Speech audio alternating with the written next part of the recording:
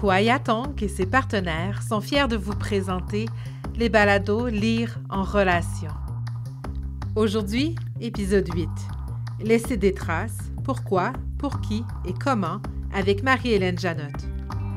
Chercheuse postdoctorale à l'Université Queen's, les champs de recherche de Marie-Hélène Janotte concernent les littératures autochtones, la recherche collaborative, le théâtre autochtone et l'histoire du livre. Elle est aussi l'une des éditrices de Nous sommes des histoires, réflexions sur la littérature autochtone, publiée en 2018.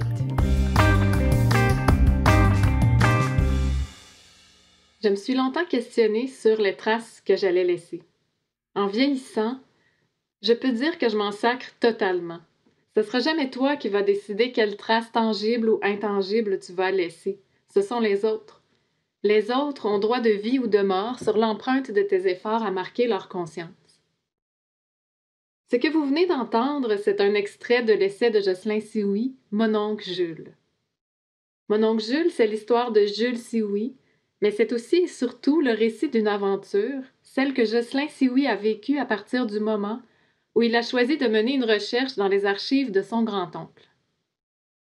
Quand j'ai accepté d'enregistrer ce balado pour Kouayatong, j'ai tout de suite su que je voulais aborder la question des archives littéraires qui sont au cœur de ma démarche de recherche actuelle et passée sur la littérature québécoise et les littératures autochtones.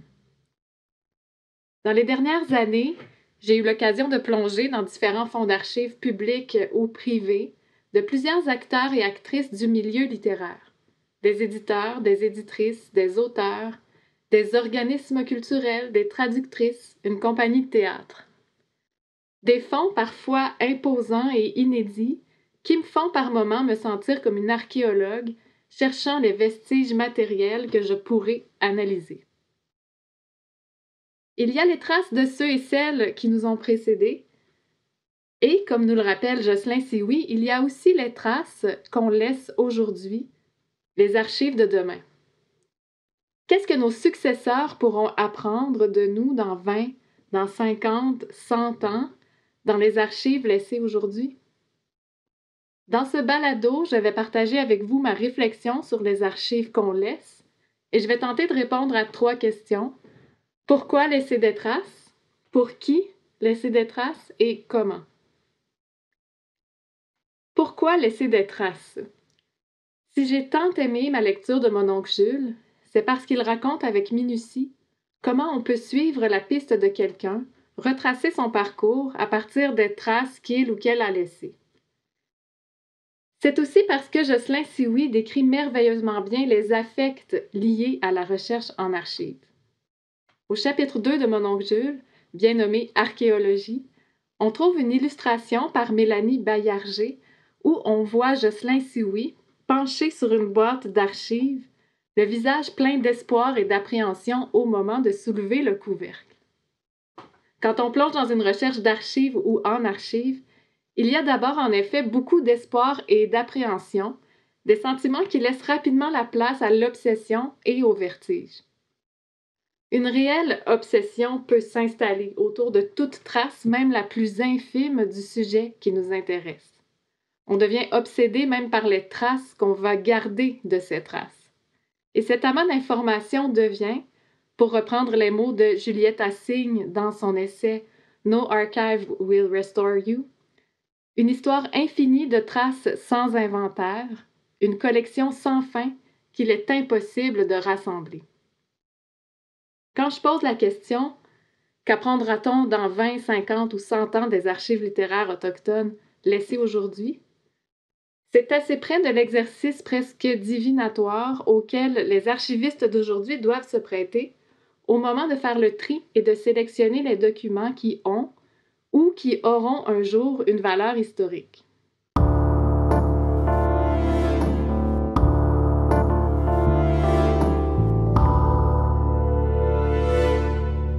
Les archives nous font aussi entrer en relation. D'abord, il y a le réseau de relations qui se tisse sous nos yeux.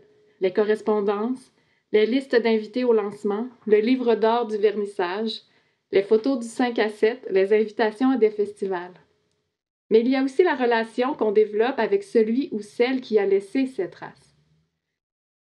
Dépouiller un fonds d'archives d'écrivains ou d'écrivaines, boîte par boîte, entraîne une proximité un peu spéciale avec la personne à qui appartenaient les documents. Les archives créent une intimité avec des personnes souvent mortes, ou en tout cas avec des absents, parfois aussi des oubliés. Les archives témoignent de la vie et de la carrière des gens. Il y a bien sûr les réussites, souvent déjà bien documentées, mais les archives montrent aussi les échecs, les projets avortés, les prix et les bourses non reçus, les déceptions, les amitiés, mais aussi les ruptures, qui font tous partie de la trajectoire des auteurs. Vous savez comme moi que les choses ont bien changé pour les auteurs autochtones dans le milieu littéraire québécois depuis 50 ans. Grâce aux archives, on a accès aux angles morts, aux marges, aux espaces d'exclusion qui sont par défaut oblitérés dans d'autres sources et, jusqu'à maintenant, dans l'histoire littéraire du Québec.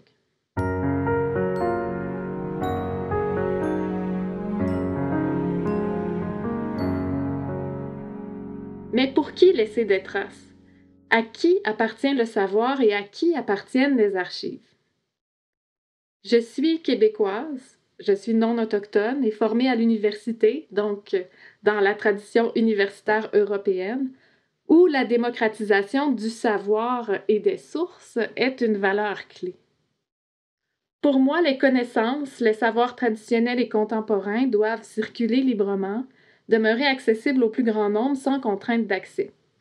Il y a d'ailleurs plusieurs mouvements pour rendre l'accès aux créations et aux connaissances le plus facile possible, comme l'association du Creative Commons, le copyleft ou encore le mouvement pour des périodiques scientifiques en accès ouvert. Mais est-ce que cette vision des choses est vraiment universelle? Je sais que dans la tradition intellectuelle autochtone de certaines nations, des savoirs, des connaissances sont réservés à certains membres de la nation ou ne doivent pas être transmis à l'extérieur de la communauté. Ou encore, certains savoirs ne doivent être partagés que dans des circonstances précises. Les archives, et particulièrement autochtones, ne sont pas toutes matérielles. La tradition intellectuelle, les savoirs traditionnels, la littérature orale font l'objet d'une propriété intellectuelle qui n'est vraiment pas toujours respectée, entre autres parce qu'elle ne fonctionne pas toujours selon les mêmes règles que le droit d'auteur canadien. Par exemple, au Canada, une œuvre littéraire tombe dans le domaine public, c'est-à-dire qu'elle devient libre de droit, 50 ans après la mort de son auteur. Les éléments de la tradition intellectuelle autochtone, eux, ne tombent jamais dans le domaine public. Cette réalité a été ignorée pendant très longtemps et occasionne toujours des appropriations indues. Gregory Younging, éditeur et chercheur de la nation Opaskwayak, a proposé le concept de Ñaritas Nullius, Ñaritas pour savoir et Nullius pour qui n'appartient à personne.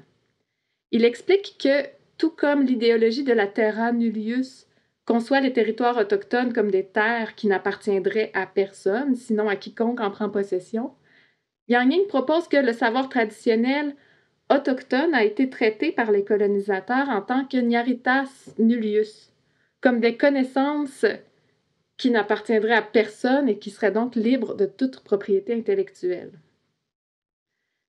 L'erreur historique de plusieurs personnes blanches a été de considérer comme appartenant au domaine public des éléments de savoir ou de culture qui étaient en fait protégés par la propriété intellectuelle autochtone, qui répond à des règles et des protocoles propres. Il s'est passé à peu près la même chose avec les archives matérielles. Dans l'histoire, les archives autochtones ont souvent, pour ne pas dire toujours, été constituées dans une logique coloniale. Et elles incarnent toujours cet impérialisme épistémique. Beaucoup d'archives autochtones se trouvent aujourd'hui à l'extérieur des communautés, non pas par un choix de ces nations, mais parce qu'elles en ont été expropriées sans être consultées. Un des problèmes ici, c'est que les institutions non autochtones qui possèdent des artefacts des Premières Nations, donc des musées, des bibliothèques, des congrégations religieuses, des ministères ou des organismes gouvernementaux, constituent les fonds d'archives, sélectionnent et trient les documents, les gèrent, en produisent les descriptions et les outils de recherche, ce qui inclut les termes de recherche qui sont souvent inappropriés, à partir de leur propre conception du savoir. et surtout, elles les rendent disponibles à tous et à toutes. Est-ce que c'est la bonne chose à faire? La question se pose et touche directement plusieurs enjeux fort délicats, ou peut-être, devrais-je dire, explosifs actuellement, soit la liberté d'expression, la liberté universitaire et la souveraineté des nations autochtones de décider pour elles-mêmes et d'appliquer les règles de propriété intellectuelle qu'elles souhaitent appliquer.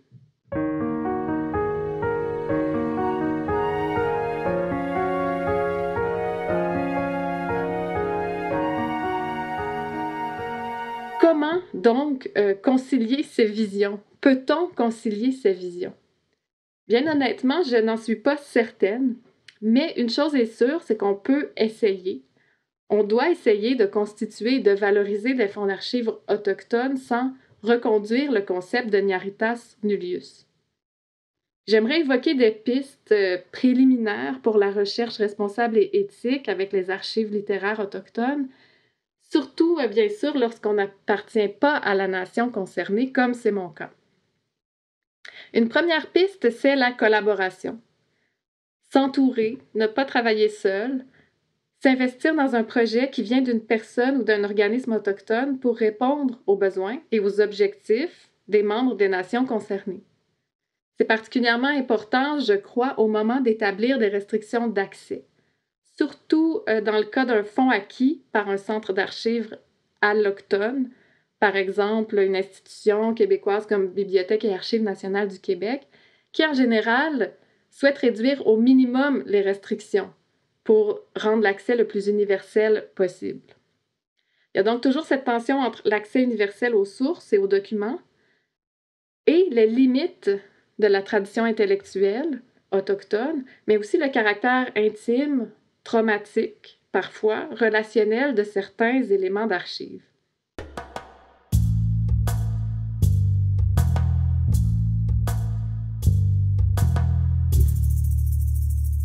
La deuxième piste est l'humilité et l'empathie.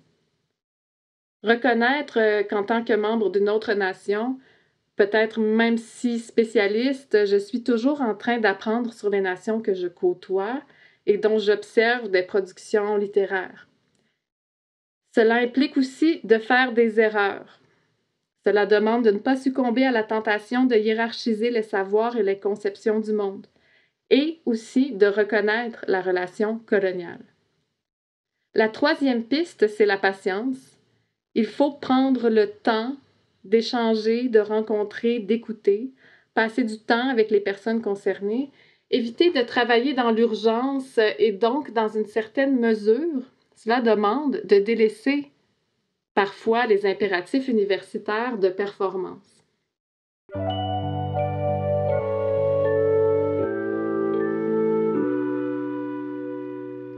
En conclusion, on collectionne tous et toutes des bouts de papier depuis notre enfance, comme Louis-Carl Picard-Sioui.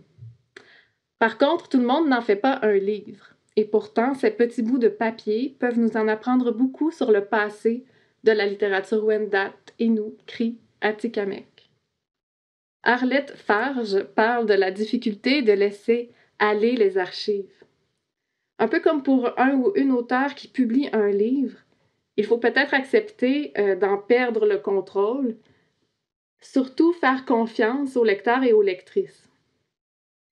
Avec les traces qu'on laisse, avec les archives qu'on confie à un ou une proche, à des chercheurs ou chercheuses, à une bibliothèque, à un musée, c'est un peu la même chose. On doit faire confiance aux prochaines générations pour interpréter respectueusement les bouts de papier de notre vie, ou, comme le dit Jocelyn Sioui, notre vie dans une boîte. Je vous remercie d'avoir écouté mon balado Tiawak Inin. Je suis Marie-Hélène Janotte. Si vous souhaitez continuer la conversation, écrivez-moi. Je vous dis à la prochaine. Au nain. Cet épisode de balado vous a été offert dans le cadre du 10e Salon du Livre des Premières Nations, une réalisation de Kwayatonk avec l'appui de l'Université de Regina, du Conseil de recherche en sciences humaines du Canada, du Conseil des arts du Canada, du gouvernement du Canada et du gouvernement du Québec. Le 10e Salon du Livre des Premières Nations vous est présenté par Énergex Énergie Renouvelable, la Caisse des Jardins de Wendake, la firme Okitela, le CN et Hydro-Québec.